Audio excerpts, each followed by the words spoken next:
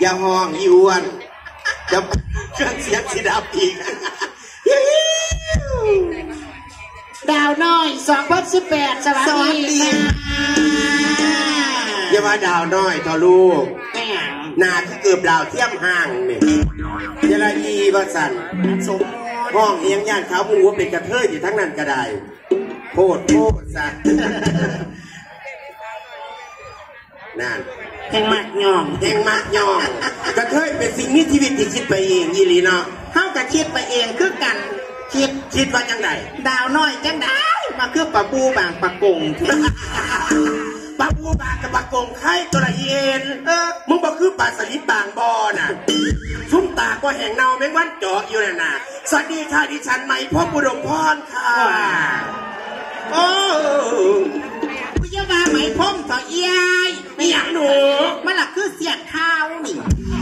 เสื้อข้าวไปผูกข้อพองติดไหมพ่อบุดมพรเจ้าของผลงานเพลงอย่างเอี้ยก็มองเกือบแต่เจ้าของเบิ้งส่วนน้องมาแตกดีแท้เอื้อยเอี้ยเนี่ยเฉพาะหน้าเจ้าคือฟ้าตีนเขาละเนาะคิดบอกเป้าว่าให้เกียรติตอนนี้มีซิงเกิลใหม่ตายแน่ ตายแน่ไอ้บังตายแน่ตายแน่ไอ้บังคนละเพลงคนละเพลงโอ้ยหูอยู่เพลงนี่เพลงหยังเพลงหยังล่ะเพลงจ่องเมมโอ้ยว่าเป็นเพลงจ่องเมมน้ำตาปลาเข็งน้อยน้ำตาปลาเข็งน้อยมันสิตายแน่เมนอยู่กีฬาผู้ตูนี่เป็นผู้ใดคะกีฬาผู้ตาหักกโม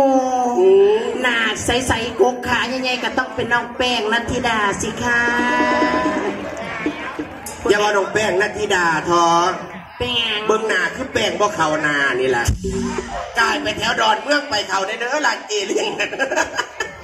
ประกาศชื่อแป้งแพ่งจากเขาเจ้าของผลงานเพลงนี่อย่างคะกอดน้องแน่นๆแม่นอยู่บ่แม่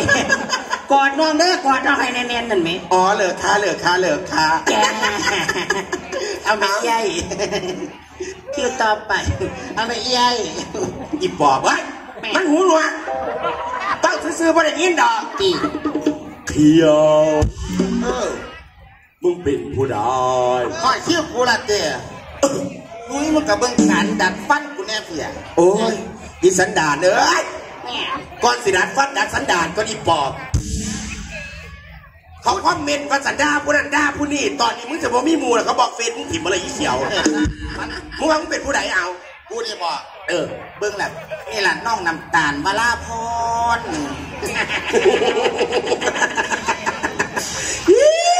น้ำตาลวราพรจะได้หนาคือปลาดุกรัสเซียนี่แหละ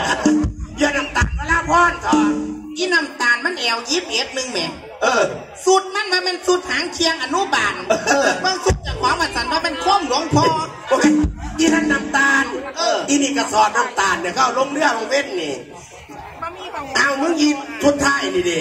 อีวิกบอมดิมึงพ้นหาพองจะเป็นสื่อกล้วย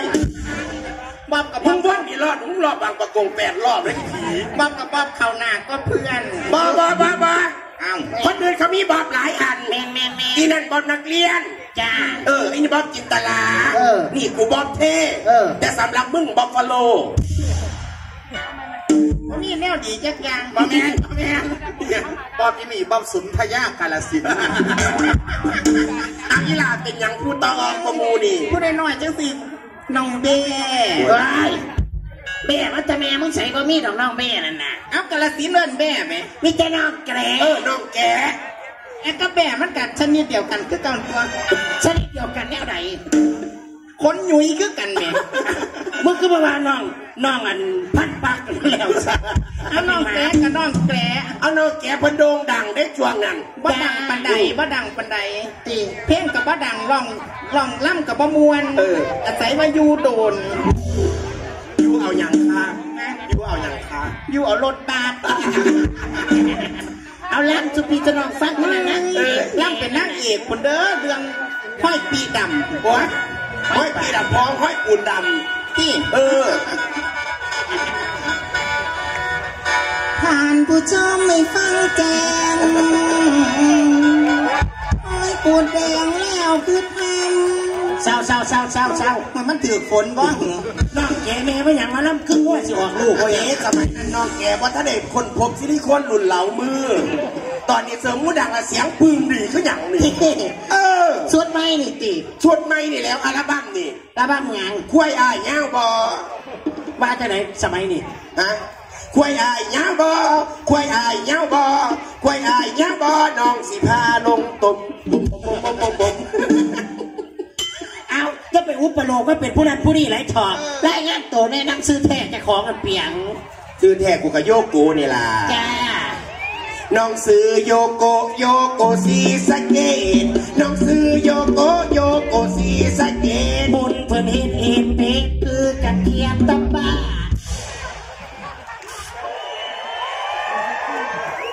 ผู้งามเนี่ยเทียนตะบาดพอมึงติดสีงามแบบนี้แหละรัตดาวันผู้เลอโฉมผู้มีความกุยกลายกุยอีหลีแหละตาไม่ได้สุดมือหนาเอาผู้ใดนี่หนูซื้อแจ็คกี้พี่บ่ยาหนูซื้อแจ็คกี้พี่บ่ยาเห็นแล้วเป็นตาหักนะคือหูดาผู้ดี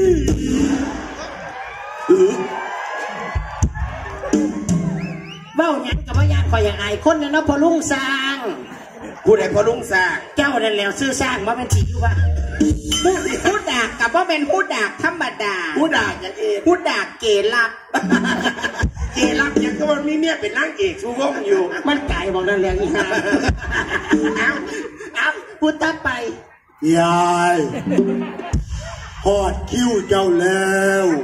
ผู้บ่าวบ้านนี้ก็มีแต่ผู้ละน้อยวัชราตีกูเห็นยังเขาบอกให้ร้องเพลงเมมวันมันขั้นไฟหลุดสนับขาเขาไล่งานโตเพลงอีผีเขาไล่งานโตเป็นเพลงหนูสืบป่าเขียวป้าเขียวเมืองยะโสหนูสืบป่าเขียวป้าเขียวเมืองยะโสกูจักอ่อนโตบ้านหนูไม่ขี้ขัดขาดโอ้ยอยู่ยะโสดิมันบอกคองมันบอกคองเบิ้งคอยจีว่าจูฟ้าหนูชื่อปะเขียวปะเขียวเมืองกระโซหนูคือปะเขียวปะเขียวเมืองกระโซหน้าคือบางแตงโมตกโลดไอ้สันดานเอ้ยมึงกับบอกคองกับอาแต่มันนี่ต้องให้รุ่นเมโปตะโปเถ่ามาล้ำโลกพระราชทานมือฝังเพชรบุกน้องซื้อน้องเขียวน้องเขียวเมืองยะโสน้องซื้อน้องเขียวน้องเขียวเมืองยะโสหน้าคือบางแตงโมใส่ลมซุ้มน้อยใหญ่ๆผ้าเอามาสแตกกว่าได้เข้าตัวที่ทั่วแดนเสียงว่าฟองเรื่องนี้เยอะเลยใกล้กูหูจักแล้วว่าคือไหลไหนฮะเนี่ยมันคือหลุมฝาดล่าไส้เนี่ยเย้เจ้าอย่าเล่าให้เพิ่นหน้าเจ้าให้คือเอกชัยนี่ด้วยนกเข้ายัดทวงตาแม่ขันงามคือวุลัสยาอีสานลำเพื่อนกูบริปากให้จะคว่ำดอกเอาผู้ทดีบทอดแดนว่าให้เพิ่นเป็นบักโม่นั่นบักโม่นี่หลักผู้ฟอนออกหน้าบุญบังไฟ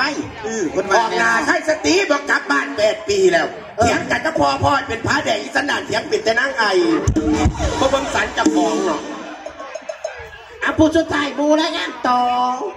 แม่มันคนลืมเบิดหลังอันเรียนตะมือเปิดว่องตกมามื้อนี้ฮักก็ได้เรียนอีกแม่มาเขียนใหม่ฝนตกห้ามลืมเบิดหลังแม่ตีพอเป็นไปเงี้ยวจับของเจ้าของเงี้ยวแล้วลืมตีฮะหนูซื้อน้องเอ็น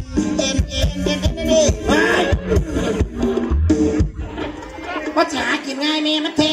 พูดเรื่องก่อนเป็นกาบเป็นก่อนนะดีหนูซื้อน้องเอ็นสีพาเพื่อนผู้บ่าวเที่ยวมาพี่น้องไปรีสอร์ทบอมเมนดอกผู้บ่าวเที่ยวมาน้องไปเล่นโพเน็ตมึงจำเป็นพ่อยักษ์เกียมาสอนกูฝากเนื้อฝากตัวกับพี่น้องประชาชนฝากเนื้อฝากตัวกับพี่น้องประชาชนลูกสาวในต้องแต่คนหน้าโอ้ยผู้ใดจะได้เอาอีพาเป็นจูสมัครไฟแสนยังบุญไฟกว่านี้เขียว